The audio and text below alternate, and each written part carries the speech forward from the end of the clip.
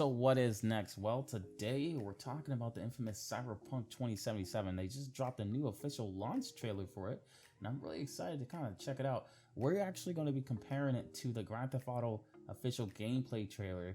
It's not the exact same comparison, but since everyone likes to compare these two games together, especially since a lot of the people came out and said they're not the same game, but a lot of casual gamers are going to think this is exactly like Grand Theft Auto, but set in the future. Unfortunately, we literally seen some reviews that stating the exact opposite, but we're just going to check out the gameplay trailer to kind of compare it to what we're going to go into story-wise. So we're going to go ahead and push play here and see what is going to be on. And as you can see here, it's rated mature, 17 plus. A lot of blood and gore, intense violence, nudity, strong language, strong sexual content, use of drugs and alcohol. So it seems like a Grand Theft Auto type of game, but we're going to see. Test of a person's true value. Death. Facing. Staring it down. Johnny. Okay, got some little Keanu Reeves here. Or Keanu Reeves. Pressure's tanking. It's neurogenic shock. He's dying. V, you in there? Ah, my head. The world looks good. So what now? Now, you find out what it is you need to do. Sounds like Lord of the Rings. Precious. You've never backed down from anything in your life, even when you maybe should have. You go through Night City knowing a stray bullet could end you while hailing a cab. But that got some of the cops there. stopped you from taking action. You believe you cheated death. So the game's entirely in first person. Some third person elements, but not many. If you gotta burn it all to the ground, then let it burn. Gentlemen, on the ground, asshole, don't move. Out of my house! No!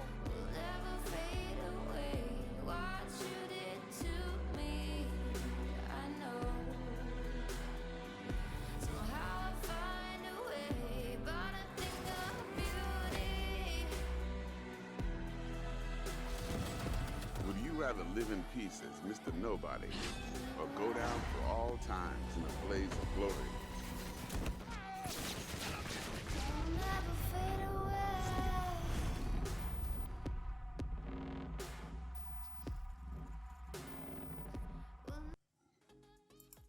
Yeah, I'm not gonna lie, that looks really good. It's a lot more of the story that they've shown before.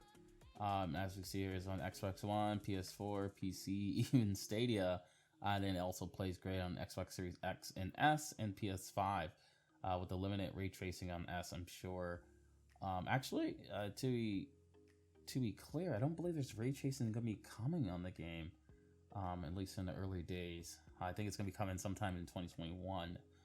Who knows when that's going to be, since I hear that game is launching with so many bugs that it might take some time, like a day 1, day 2, day 3 months later, 90 patch to kind of clear out those bugs. But just comparing that trailer to the infamous, I think 7, 8, 9 9-year-old trailer from Grand Theft Auto, we're gonna take a look here. With Grand Theft Auto 5, Rockstar have tried to reimagine the open world game in a number of ways. The game world is beautiful, I remember when I first saw this trailer, it was and good. diverse. So impressed. A sprawling, satirical reimagining of modern Southern California, covering mountains and oceans, expensive stores and strip malls, urban decay and untouched wilderness, beaches and backwoods, the sublime and the ridiculous, greed and hypocrisy. You tell me exactly what you want, and I will very carefully explain to you why it cannot be. What?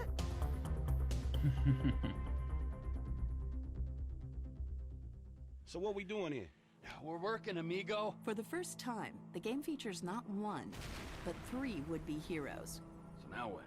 Michael, a once successful bank robber, and now less successful family man. You know, you're a real asshole. What did you just say to me? Stop it! You're ruining my yoga!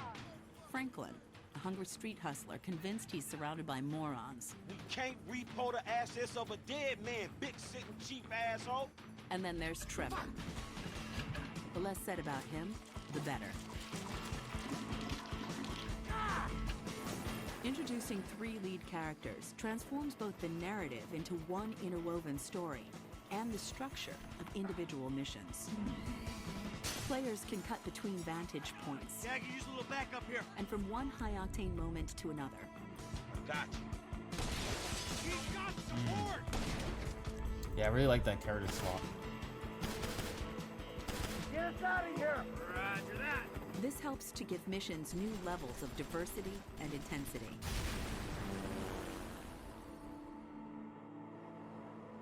Damn. When not on a mission, the use of 3 lead characters also allow for a touch of voyeurism.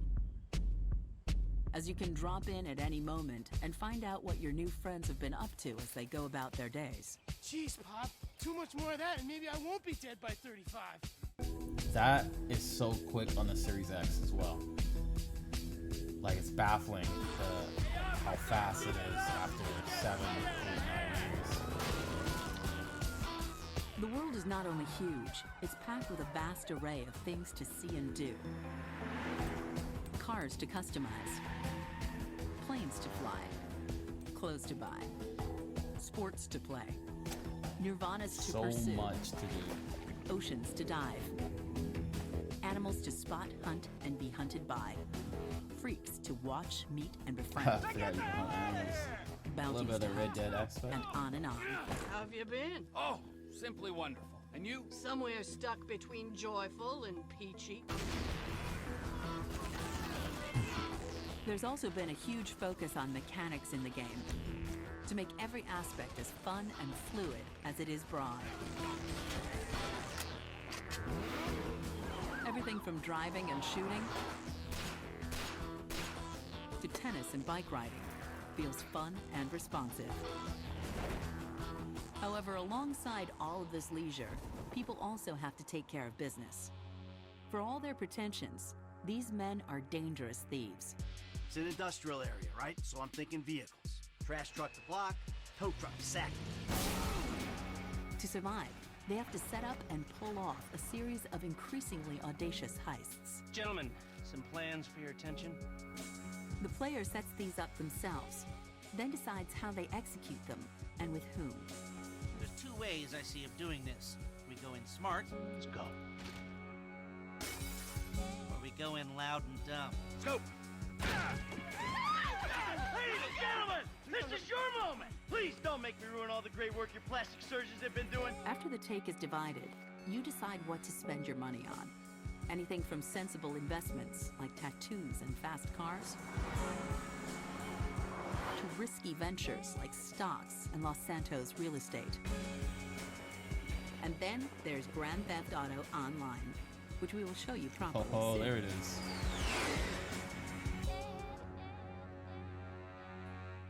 Right there, September 17th. And it came out on PS3 and Xbox 360 right there. Wow, it wasn't even it was good on those systems, sure, but when the Xbox One and PS4 came out, it was so much better, and I believe it came out on PC a little bit later as well, which obviously is the best way to play. But man, it's going to be coming out on the Series X and PS5 with those updated graphics and that memory that boot with it. I hope it's going to be optimized for both of them, because the memory right now for backwards compatibility on the Series X at least is really fast, almost non-existent loading time. So I'm really impressed. I'm going to be really impressed. I hope I'll be really impressed with this optimized versions of it. So just comparing the two, there's so much to do right there. And then they released, I believe, online just a month after the game released officially. With Cyberpunk, it's going to take a couple months, or excuse me, a couple of years to release their multiplayer, and it's going to be a whole different game. It's going to be a standalone game. I mean, if these two were going to get compared together, you can literally say that Grand Theft Auto, they haven't dropped a bad game since Grand Theft Auto 3. I mean, come on, you have Vice City, San Andreas, Grand Theft Auto 4 after that. Like, it's just so much, and the mini stories in between, just so much detail, so much content, so much to do, especially in Grand Theft Auto 5 online. It's just so much. a plethora of stuff. So you don't go into thinking Cyberpunk 2077 is going to be Grand Theft Auto, especially compare these two trailers, and especially like with all the bugs and everything. I mean, even if it's not going to be Grand Theft Auto, they could have made it just like The Witcher, you know, just do Witcher in the future, you know, everything, a good storyline, a good base, you know, just kind of. I haven't played the game, so I can't make too many judgments. It's just what I'm hearing from all the reviews. Anyways, the new trailer they put out was really cool. Like I said, I'm not trying to compare Grand Theft Auto or Cyberpunk 2077 to Grand Theft Auto, but a lot of casual gamers are going to think that. They're going to think an open world game that's massive, that's big, that's ambitious, and their literally first thought's going to go to Grand Theft Auto. And then when they play this game, they're going to be sorely mistaken. They're going to be let down, and they're not going to like the game that much. Just because I hear it's a lot. It's like it has a lot of aspect of Saints Row in it, and like I like my Saints Row, but Saints Row is not Grand Theft Auto. It's like the satire. It takes all the satire from Grand Theft Auto, all the seriousness, takes it out and put it into a game, open world game that's not flawless, that's not realistic, but still very, very fun.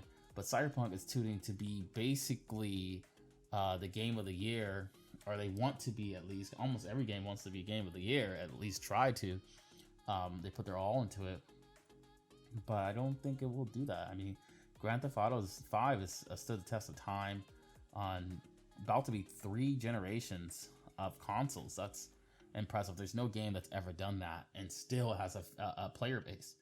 So anyways, that was a good trailer. Cyberpunk comes out on Thursday, December 10th. Wednesday on some places just because of time differences. And consoles and PC, like whatever, things like that. If you like the video or you don't agree with the opinion or you didn't like the trailer, don't sub, don't at me.